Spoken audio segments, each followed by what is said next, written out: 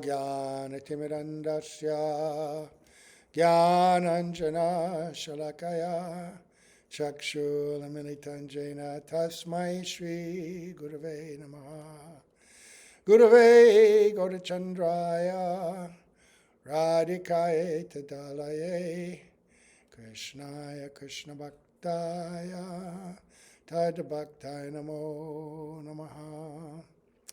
Yam pravajantam manupeta apeta krityam Dvapaino viraha katara ajuhava Putreti tan maitaya taravo binedus Tam savabhutam hridayam munimanatosmi Narayanam namaskritya naram chaiva narottamam Devim saraswatam vyasam tato jayamudirayad Bhaktya vihina parada lakshay Kiptashta kamari tarangamadye Kripa maitvam sharanam prapanna Vrinde namaste charanada vindam Tave vasmi na jivami tvaya vina Iti vigyaya radhe tvam nayanam charanandike Pancha kalpatarubhascha kripa sindhu bhyeva patitanam pavanebhyo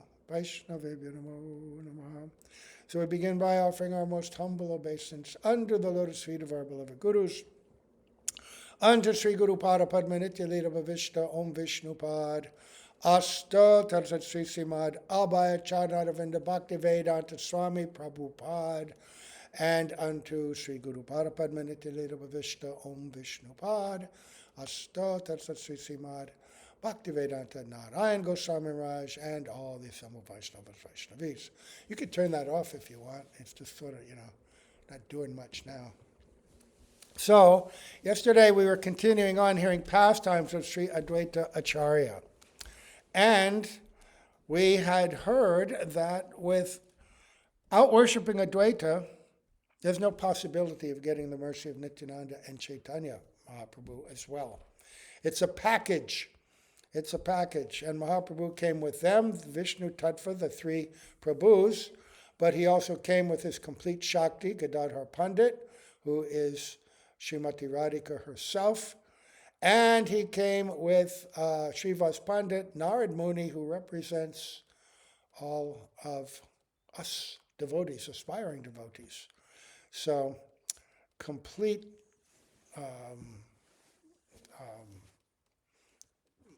all the aspects of the absolute truth and his variegated associates. So we're going to read one more day of Advaita Acharya's pastimes. Yesterday we finished off with the Lord punishing Advaita Acharya, which made him very happy because he wanted to establish clearly and experience clearly in this Leela the mood of being the servant of Mahaprabhu, right? And the real servant is prepared to accept punishment from Sri Guru for correction, right? And let's see, this beautiful paragraph explains it all. Advaita was jumping and dancing in joy, saying, "Just see, my desires have been fulfilled today. Mahaprabhu was previously miserly with me, treating me as his respectful elder." Miserly. If you're not getting chastisement, you're not getting everything from Sri Guru. You have the right to think that, oh, why is he not chastising me? Right? It's relishable. I know that was one of the pastimes with Gaur Govinda Maharaj, that he was very liberal with his chastisement. And when he would give lectures, sometimes for 3 hours, the devotees who were right up front, they would be the ones who would receive the chastisement during the class. He would single them out as examples and just lay into them. And everybody enjoyed it, of course. But they would fight for that position to sit there, right, and get that chastisement because they were convinced that this could purify them. So they're appreciative. And so he was previously miserly. Now he has acted toward me as though I were his servant or disciple by trying to save me from the heresy of Mayavad. Guru is always overseeing and making sure that we're in line with proper Siddhanta. And in this world, this material world, the heresy of Mayavad and materialism, it's constantly attacking us. We're small, insignificant little jivas. The material energy is so powerful. And these always maintain a strong allure until we're completely established, right, in our identity. That's why Gopakumar showed, and by his own example, after all that he'd gone through in his deep development of devotion and being blessed with a body that could travel anywhere in the universe, right, and then even outside the universe, he maintained this spiritual form. Still, when they came to the Brahmajyoti, he was entranced. He had a special eligibility in that he was able to perceive within that undifferentiated light and energy the Mahakal Purush, the presiding deity of the Brahmajyoti, which generally you can't see.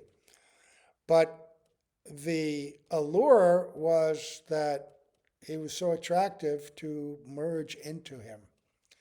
And he felt himself so overcome by attraction, being pulled towards that environment, even though he could see that the souls floating in there were dormant. They were like little balls of light, and the only service they could render was kind of helping to illuminate Mahakal Purush and contribute to the overall brilliance of the Brahmajyoti. Otherwise, they were basically asleep. Still, he felt pulled. And it was by the grace of Sadashiv coming down from his place to visit material worlds and his associates in Kirtan that he was pulled out of it. And by the power of the mantra that he had chanted with so much faith. But we need that protection always. And so then the Lord understood that this had been a ruse on Advaita Acharya's part, and he was embarrassed, but also pleased. Embarrassed because he wanted to always respect him, to set the example in society, and he had that mentality, but also very pleased because he is the Lord, and Advaita is showing that highest example. All right, so Mahaprabhu became angry and scorned Advaita Acharya, causing him great bliss. When he saw his satisfaction with the turn of events, the Lord became ashamed and was merciful to him. In other words, what's going on? I'm chastising him and he's jumping up and down. Oh, he's tricked me. So, next pastime. Saci Devi and Advaita Acharya. This is very famous.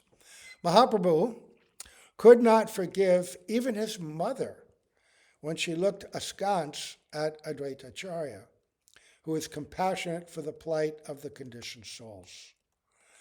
On one occasion, through chastising her, he warned all devotees of the danger of offenses to the Vaishnavas.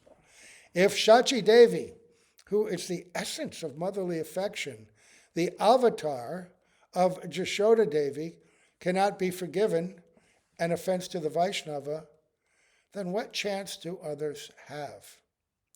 By the same pastime, Chaitanya Mahaprabhu also showed that in order to become free of Vaishnava aparad, one should beg for forgiveness from the Vaishnava one has offended. Right? When it says avatar of Saci, it means Saci, of Jashoda descending herself as Saci, just as Mahaprabhu descending him, Krishna descending as Mahaprabhu. So, what is the story? When Vishwarup came to the conclusion, after studying with Advaita Prabhu, that the world is a temporary place, and that the only real duty of humankind is to worship the Supreme Lord, he left home and took sannyas. Saci Mata, because he had also heard that they were going to get him married, right? So he ready to go. Saci Mata, though troubled by his departure, was wary of insulting Advaita Acharya for the role he had played in it, knowing him to be a Vaishnava, and took solace in Nimai's presence at home. But when she saw that Nimai too was constantly going to associate with Advaita Acharya, leaving his wife Lakshmi Priya alone at home, she began to think that Advaita's name was really unsuitable, that rather than unifying people, as it would indicate, Advaita, right? He split them apart, Dvaita. He split them apart. Dvaita would thus be more appropriate name, she thought. And then there's a quote. This old Gosai goes by the name Advaita, but he should be called Dvaita. One son of mine, as beautiful as the moon, has left home because of him. And he hasn't let me keep the other one settled. No one has mercy on me. I am now alone in this world. He may be one, Advaita, with the world, but I see him as Maya, Dvaita. But this is not criticism like we criticize. This is Prem speaking. This is her intense love for both her sons is manifesting in this way. It's the same when the gopis are singing to Krishna in separation in the Gopi Geet chapter. They sing some criticism, and in the purports, Jiva Goswami and Vishwanath Chakravarti Thakur reveal some dialogue of the gopis, and in that, and between them and Krishna, and in that, they're criticizing very much, but Krishna is recognizing this is stimulated by their love for me, and so he was actually relishing it, right? Because it's an expression of love. This is not an expression of mundane envy and attachment. This is an expression of the purest love in Vatsalya Prem for her sons, right? And she's seeing Advaita as an object who is as an obstacle to that. So how can she not say something? Right? Because of her affection for her son, Saci Mata mentally criticized Advaita Acharya in this way. And no one knew except for her son. She didn't even say it out loud. And no one knew except for her son Gaur-Hari, who is the indweller of all beings. Right? So he knew that she harbored in her heart the criticism, which is really very pertinent, that it's not enough just to not speak bad, but you shouldn't even think bad thoughts about others. When you do, then you should purge them, right? Bhaktivinoda Thakur says there's only 3 ways or times when it's allowed to criticize. Because we read scripture that criticize devotees that were previously not devotees. We just read about Jagai and Madhai. So, but you're technically not allowed to criticize a Vaishnava for his former bad habits, or the habits that one has while becoming perfected, what to speak of imagining problems once they're perfect. Jushtvaisa Vava Jane Taiva Pusascha Doshar. Rupa Goswami says, don't criticize anyone. Whatever you see as a fault in a Vaishnava is like the foam and the mud that appears in the Ganga during the rainy season. The Ganga is always pure, but you may see these other things with it at that time, but it doesn't affect the Ganga. So, but when can you criticize? Or under what conditions? If it's being done with the motive only to help the person who has the problem. That's your motive. You're not trying to drag them down, not trying to put yourself in a superior position. You're generally trying to help them. There is a distinction. You have to examine your heart when you're doing this. Or when you're discussing this, for the benefit of others. Like you're given a class and you genuinely want to reveal this in the context of Siddhanta, right? What's right, what's wrong, and what can we learn from this? How can we get beyond it? That kind of thing. But even then, if you're talking about someone, especially someone that is current or contemporary with you, generally you don't even speak the person's name. You would just tell the story, right? And again, the motive has to be correct. Again, not to get one up or to intimidate somebody, but genuinely trying to come to a higher position. And who's qualified to do that? Really, if you can't give help to somebody by your speaking, then why speak at all? Only if you have the power to purify and uplift, right? And then also speaking in that way for yourself, right? But the best way to speak for yourself is to look at your own faults. And, we used to have this saying, because people go, you. Well, you're pointing one finger at others, 3 fingers are pointing back at you, right? So, best not to criticize. You may see it, like the thing, monkey, see, the 3 monkeys, right? See no evil, hear no evil, speak no evil. Srila Ramana Maharaj used to say, don't listen to it, to this bad stuff. Don't speak about it. You may see it, you may observe it, it's around you, but don't allow yourself to become engrossed in hearing about it or speaking about it, right? That will drag you down. So Saci Mata, even thinking about Advaita, that the Lord wanted, he was aware, and he's going to make this, make her an object of teaching. Because of her affection for her son, Saci Mata mentally criticized Advaita Acharya in this way, and no one knew except for her son Gora Hari, who is the indweller of all beings. On the day of the Mahaprakash, that means the great manifestation of all of his different forms to show his devotees in the way in which they worshipped him, in the house of Srivas Pandit, when Mahaprabhu was fulfilling the desires of every one of his devotees by allowing them to see his divine form for 21 hours, Srivas Pandit asked him, the Lord, whether Saci Mata could also be blessed with this divine vision. Mahaprabhu answered, my mother has committed an offense against Advaita Prabhu, so I will not show her this form. When the devotees told Saci what her son had said, she immediately went to Advaita Acharya and begged him for forgiveness. After Advaita Acharya had heard Saci Mata's confession, he began to glorify her as the one who had carried the Supreme Lord of all creation in her womb.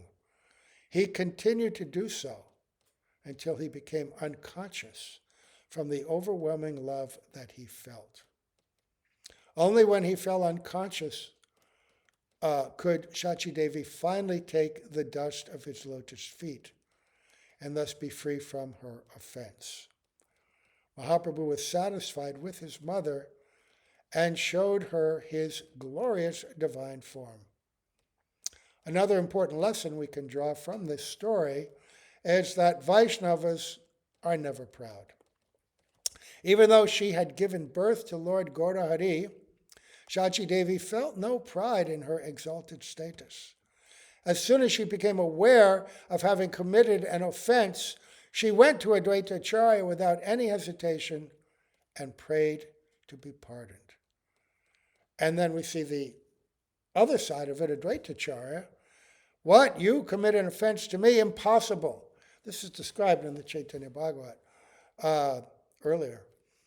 You are the mother of the universe. You, like you said, you brought him forth from your very womb. He whom we called for has accepted you as his mother. How could you commit any offense to me? And that's actually true. devotees, perfected devotees, they don't commit offense because everything is done in the mood of pure love.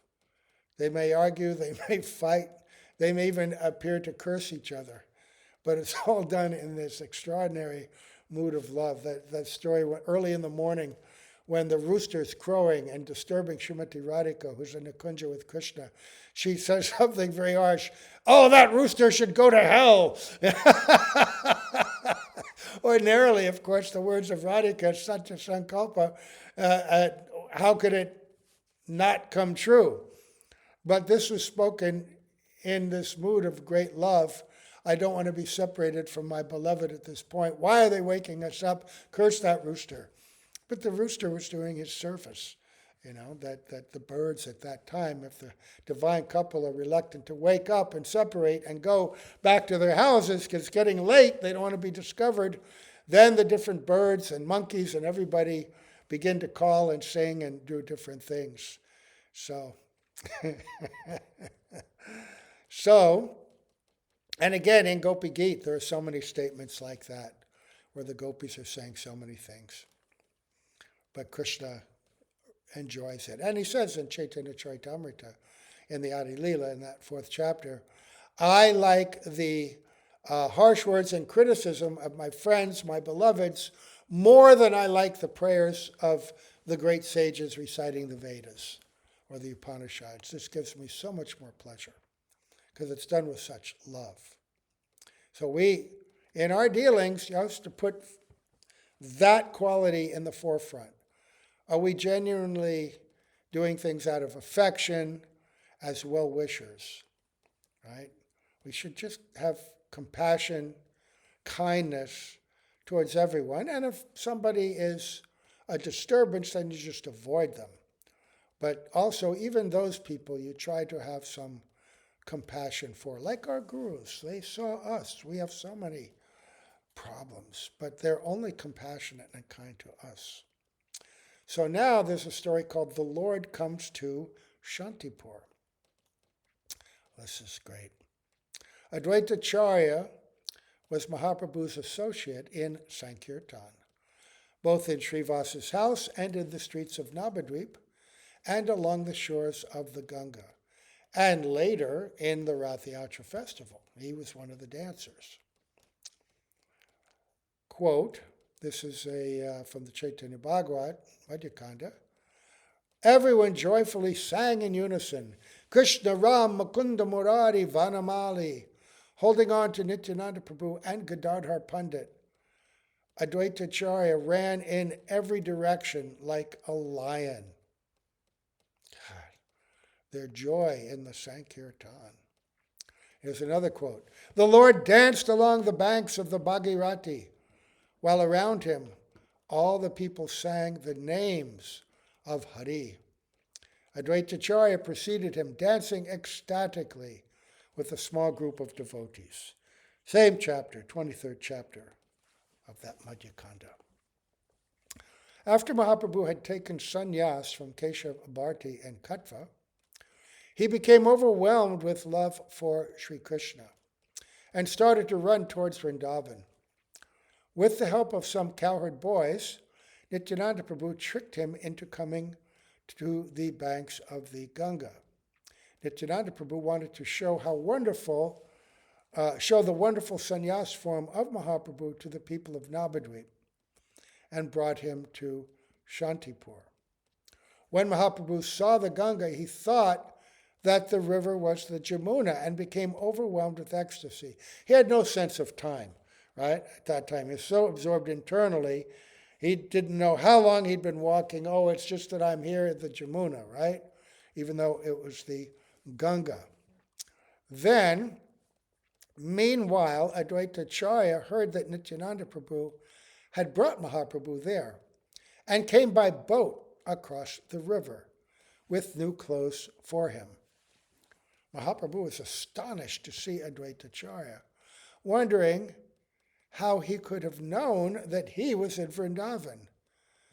There's that dialogue in the Chaitanya Bhagavat. Advaita Acarya, what are you doing in Vrindavan?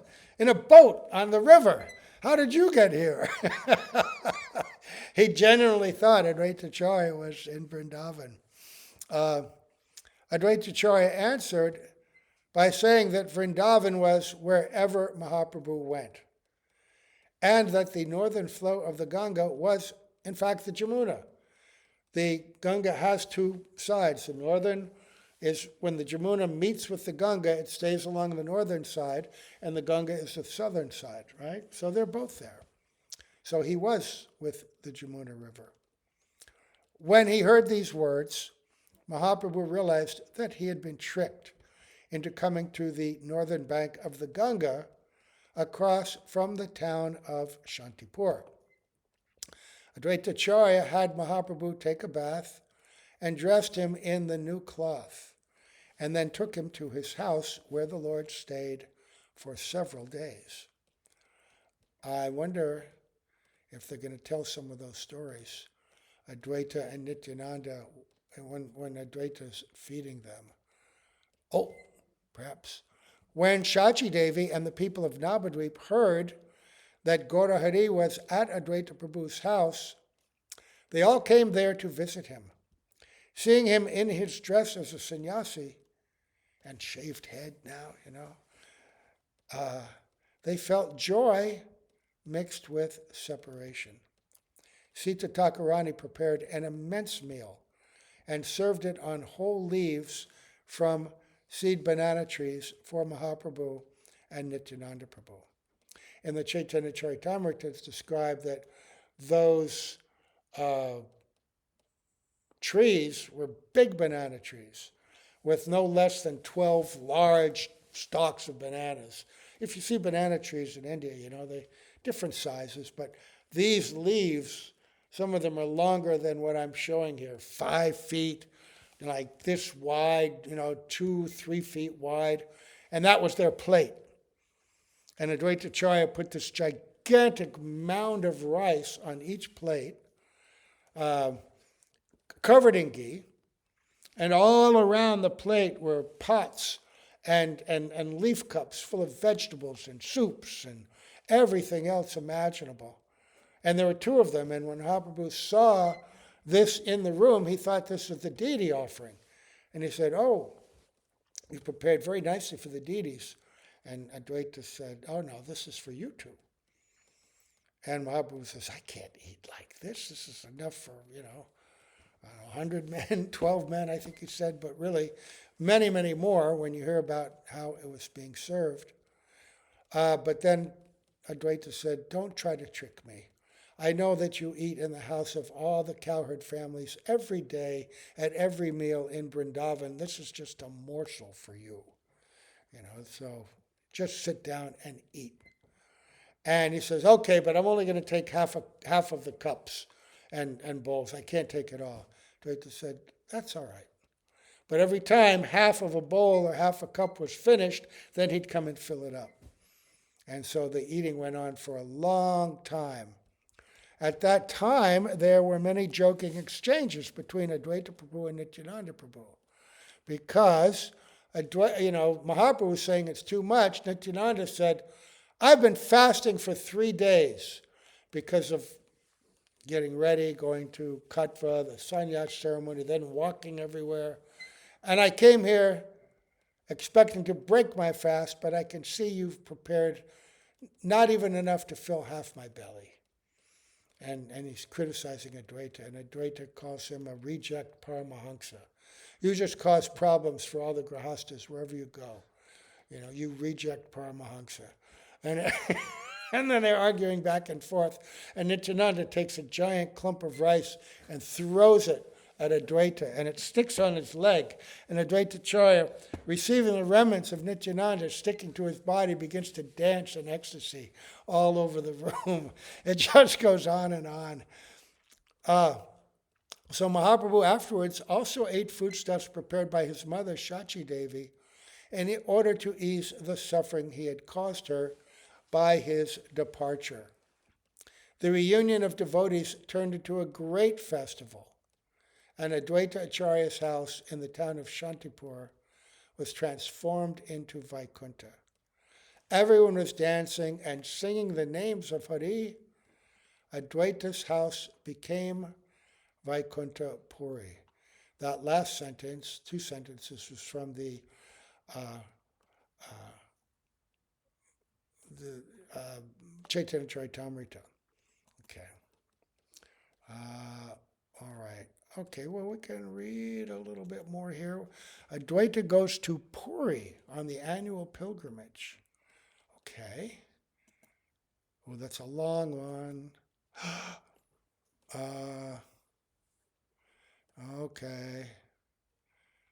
I think I'm going to skip that one and read a shorter one. Kamala Kanta Vishwas. Advaita going to Puri, that's all about the Rath Yatra festival and everything that went on at that time. So many pastimes within that. Water sports, dancing in the kirtan, so many things are happening. Advaita Acharya had a disciple named Kamala Kanta Vishvasa, who wrote to King Prataparudra explaining that Advaita Acharya was the Supreme Lord, but that he was in debt and needed money. He asked Prataparudra to give Advaita Acharya the amount needed to pay his creditors. When Mahaprabhu heard about this, he punished Kamalakanta by refusing him access to the Gambhira, place where Mahaprabhu would be in seclusion. Kamalakanta was disturbed by this punishment, but Advaita Acharya explained to him that to be punished by Mahaprabhu was a cause for rejoicing, and that he was most fortunate. Bhaktivinoda Thakur has made the following comment on this story, which is found in the 12th chapter of Adi Lila. Kamalakanta first proved that Advaita Acharya was the Supreme Lord, but then begged for money from the king on Advaita Acharya's behalf.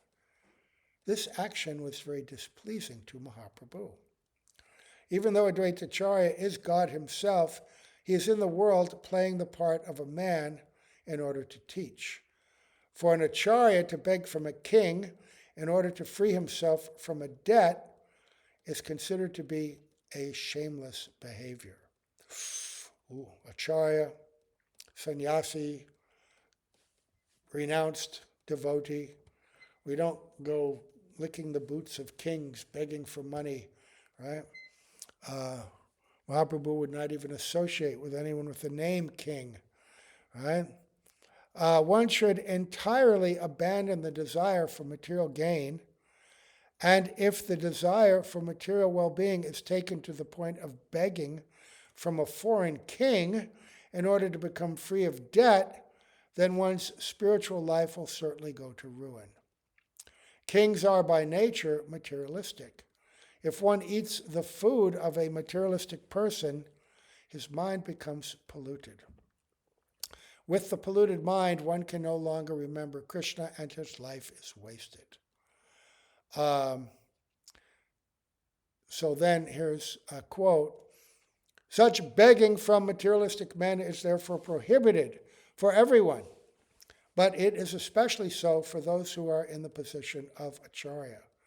It is the Acharya's duty to instruct people in the holy names, but he should not take money in return for such instruction. If one does so, he becomes an offender to the holy name rather than an initiator in the name.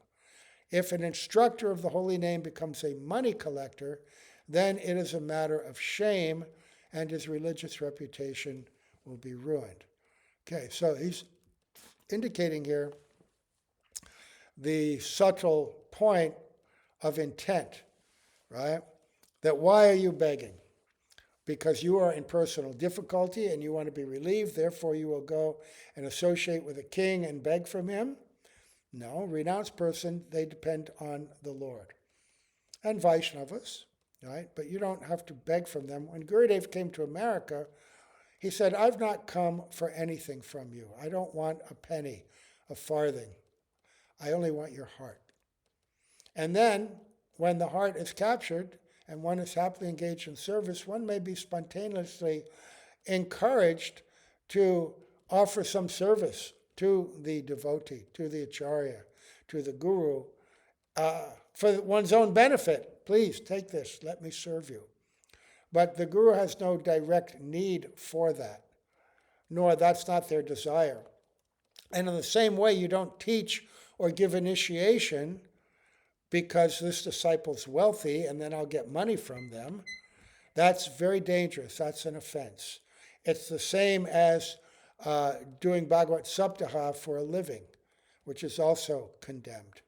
You may give Bhagavad Saptaha, people may give donation, but your intention and the arrangement is not one of collecting fees. I remember when many devotees in our Sangha give Bhagavad Saptaha, but I remember in particular when Bhaktivedanta Sridhar Maharaj, used to be Rasananda Prabhu, he would come to Bangalore every year, and we'd rent a hall, and he would do Bhagavad Saptaha. And we'd advertise, and we'd invite everybody to come, and we'd give prasad. And on the first night, there might be 20, 30 people. Next night, there might be 50, 60. Next night, 70, 80. They were so attracted to his charming and energetic katha that by the end, the hall was overflowing, whatever size hall, hundreds. And he would collect a lot of money. People would give it a lot of money. He never asked, but Indians are aware and they would give money, and he would collect lakhs. But then when he would leave, he would give most of it to the temple. He didn't take it for himself. He said, you put the festival on, you arrange for everything. I did this to help the temple. I don't want this. His servants would take enough to maintain their expenses and to travel, etc. But mostly, he was just engaged in pure Harikatha. Very good example of how we do that. Right? And so, when you do collect money, there's another story. Bhaktivedanta Keshav Maharaj had sent out two devotees. One of them was Srila Narayan Maharaj when he was he a brahmachari then still? I think so. Anyway, they went out for some time collecting and preaching, and when they came back, the senior devotee in charge gave Bhaktivedanta Keshav Maharaj some 280 rupees, which was a lot of money back then. Very much money back then in India. And so then Srila Narayan Maharaj came and he spoke to him and he asked him, how was the preaching? Oh, very good. Everything went very well, and we collected 300 rupees, which was, I'm saying, an enormous amount. But the devotee had only given 280. And so he called him back and said, where's the other 20 rupees, 30 rupees, whatever it was? And he says, aren't we allowed to keep any for personal expenses? Senior devotees were allowed to have some money for those purposes and for their going here and there for preaching. And he said, just give me the money. And the devotee was a little annoyed by that, And he gave it to him, though. And then Bhaktivedanta Keshav Maharaj took it, touched it, put it down, and gave it back to him. And he said, money taken from materialistic persons is contaminated with their karma. You have to have the capacity to digest that. Otherwise, it will afflict you, harm you. So I've taken it and purified it. Now, of course, you may have money for your personal expenses. Right? So that was the message there. Then the next one is glorification of Advaita Prabhu. I think we have to stop. Yeah, we have to stop here. This is Mahaprabhu glorifying Advaita. This is, maybe tomorrow we'll read a little. Anyway, we'll see. Nityananda Prabhu is coming up. So many, we need thousands of heads, thousands of tongues, and even that wouldn't be enough. Anyway, all glories to Srila Prabhupada, all glories to Srila Gurudev, all glories to the assembled devotees, all glories to Sri Advaita Acarya, and the entire Panchatattva. Gaur Premanande, Haribol, Haribol.